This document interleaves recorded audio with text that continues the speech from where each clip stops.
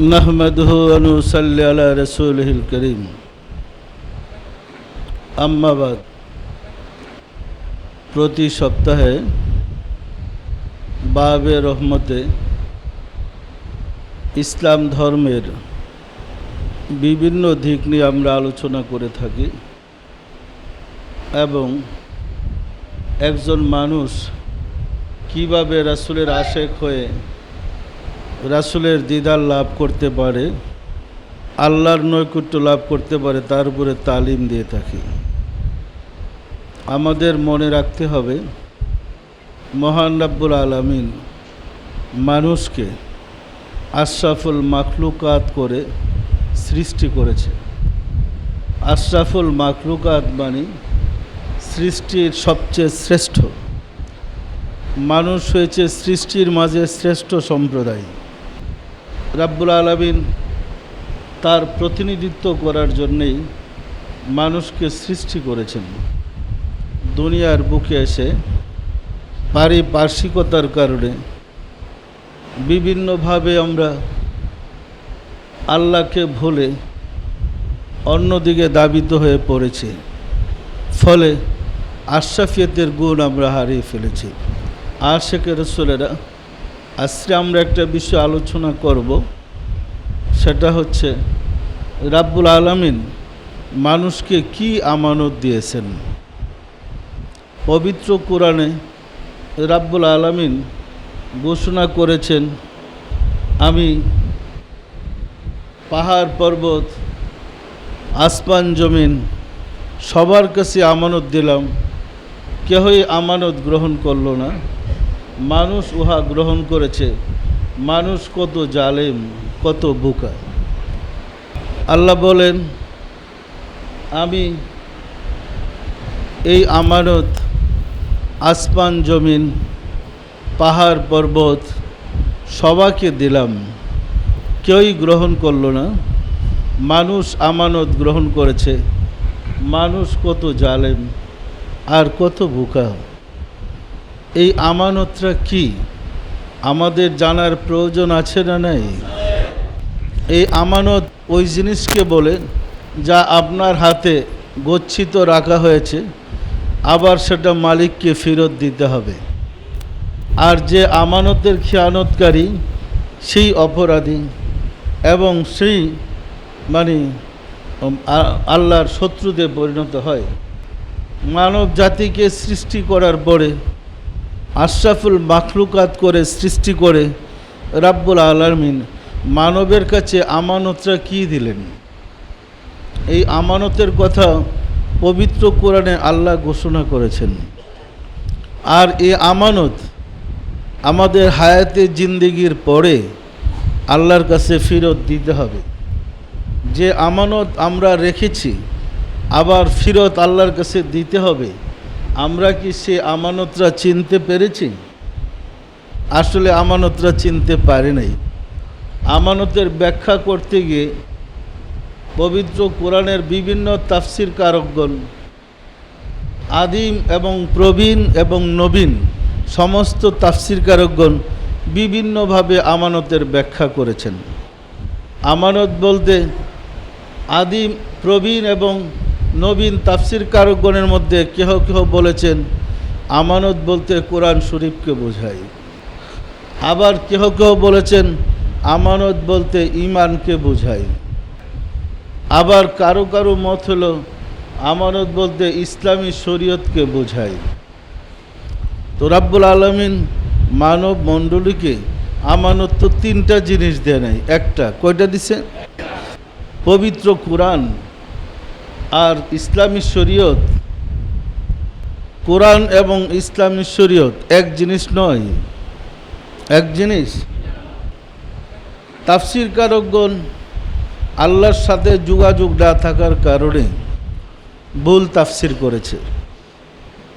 এই ভুল তাফসির শিখে আমরা আরও বিভ্রান্তিতে পড়ব। আল্লাহ দিয়েছেন আমানত একটা, মুফাসসিরগণ তাফসির করেছেন তিনটা। কেউ বলেছে আমানত বলতে ঈমানকে বোঝায়, কেউ বলেছে আমানত বলতে শরীয়তকে বোঝায়, কেউ বলেছে আমানত বলতে কোরআনকে বোঝায়। আমি আগে তাফসিরটা যে ভুল আগে সেটা প্রমাণ করি, তারপরে আপনাদেরকে আমানত সম্বন্ধে বলি, ঠিক আছে? আমানত বলতে যদি কোরআন বোঝায়, আমানত দেওয়া হয়েছে আদমের জমানা থেকে মানুষকে সৃষ্টি করার পরই কোরআন অবতীর্ণ হয়েছে হজরত রাসূল পাক সাল্লাল্লাহু আলাইহি ইসলামের উপরে। তাহলে আমানত তো এই আদমের কাছে তো এই কোরআন আসে নাই, আমানত বলতে কোরআন কিভাবে হবে? কোরআন তো শেষ নবী রাসূলের কাছে আসছে, তাহলে রাসূলের আগে যত মানুষ জগতে এসেছে হেদের আমানতরা কি হবে? সুতরাং আমানত বলতে কোরআনকে বোঝায় না। যারা তাফসির করেছে আমানত বলতে কোরআন, হেরা বুঝতে পারে নাই, ভুল ব্যাখ্যা করেছে। পরিষ্কার না? পরিষ্কার না? সকল মানুষের কাছে আমানতরা দিয়েছে। তুই আমানত তো কোরআন আসছে রাসূলের কাছে, এর আগের নবীদের কাছে তো কোরআন ছিল না। সুতরাং আমানত বলতে কোরআন বোঝায় না। কোরআন বোঝায়? আমানত বলতে যারা ইমানের ব্যাখ্যা করেছে তারা ভুল ব্যাখ্যা করেছে। আমানত বলতে ইমানকে বোঝায় না। কারণ যদি মানব জাতিকে রাব্বুল আলামিন ইমান আমানত দিতেন, পৃথিবীতে একজনও কাফের থাকতো না, সবাই মুমিন হয়ে জন্ম নিত। কি বলেন?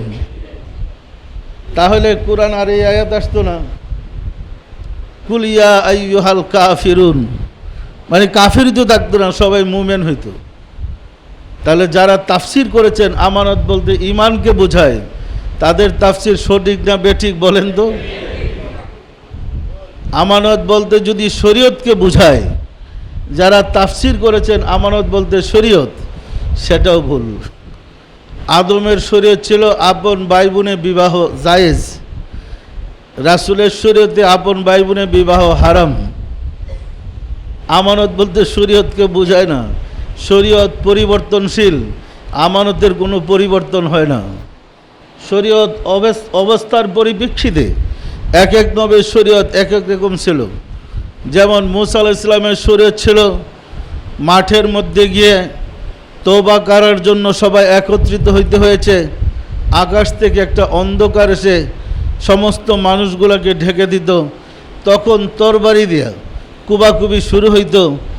এই কুবাকুবিতে যে মারা যায় তার তওবা কবুল হয়েছে, শহীদ।